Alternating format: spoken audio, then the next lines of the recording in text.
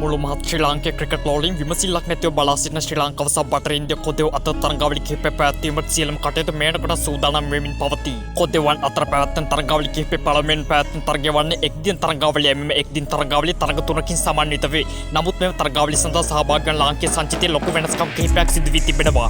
විශේෂයෙන් වෙනස්කම් වී තිබෙන්නේ ශ්‍රී ලංකා ආරම්භක පිටකරු පැතුම සංචිතය දෙක බලා ගැනීමට නොහැකි වී තිබීමයි.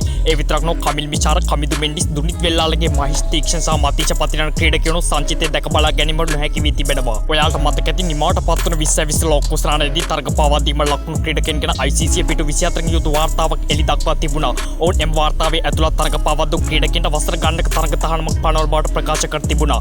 ඔවුන් වාර්තා කර තිබූ ආකාරයෙන් තරග පවා දීම ලකුණු ක්‍රීඩකයන් 5 දෙනා අතර නව ශ්‍රීලංක ක්‍රීඩකයන් 2 දෙනෙක් සහ ලාංකික ක්‍රීඩකයන් 3 දෙනෙක් ඇතුළත්. ජූනි මාස 3 වෙනිදා සිට පැවැත්වීමට නියමිත ශ්‍රී ලංකාව සහ බටර් ඉන්දිය කොදෙව් අතර තරග සියල්ල ඔබට මෙම නාලිකාවේ සජීවීව නැරඹීමට හැකියාව ඇත. නාලිකාව සබ්ස්ක්‍රයිබ් කරලා තියාගන්න. ICC වාර්තා කෙරුණු තොරතුරු සමග ගොඩක් ලාංකේය ක්‍රිකට් රසිකයන්ට තිබෙන ලොකු ප්‍රශ්නයක් තමයි මෙම කොදෙව් ශ්‍රී ලංකා එක්දින තරගාවලියේ කණ්ඩායමේ ස්ථානය නොලැබුණු ක්‍රීඩකයන්ට තරග පවා දීම සිදු කරේ කියන එක. ඉතින් පසුගිය දින ICC රහස් විමර්ශන ඒකක නිලධාරී හැරි හෙසල්වුඩ් ප්‍රකාශයක් කර පවසා තිබුණේ මෙවන් දෙයක්. ICC රහස් විමර්ශන නිලධාරී කණ්ඩායම වන අප විසින් ගෙවී ගිය T20 ලෝක කුසලාන තරගාවලියේ තරග වංචනික ක්‍රියාවට සම්බන්ධ ක්‍රීඩකයන් 5 දෙනෙකු පිළිබඳව තොරතුරු අනාවරණය කරගත්තා.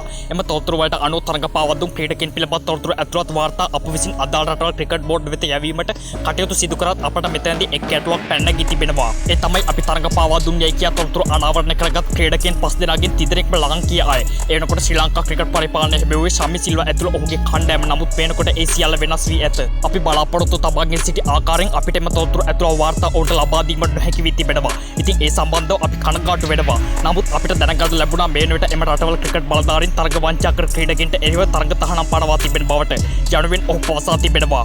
ඉතින් ක්‍රිකට් රසිකයෙක් විදිහට මගේ මතය නම් තරග පවා දුන් ඔවුන්ට තරග තහනම් කර මදි ඔවුන්ව සිතගත කර යුතුයි. ඉතින් ඔයාලගේ අදහසත් කමෙන්ට් කරලා යන්න. ජූනි මාස 3 වෙනිදා සිට පැවැත්වීමට නියමිත ශ්‍රී ලංකාව සහ බටර් ඉන්දිය කොදෙව් අතර තරග සියල්ලම ඔබට මෙම නාලිකාවේ සජීවීව නැරඹීමට හැකියාව ඇත. නාලිකාව සබ්ස්ක්‍රයිබ් කරලා තියාගන්න.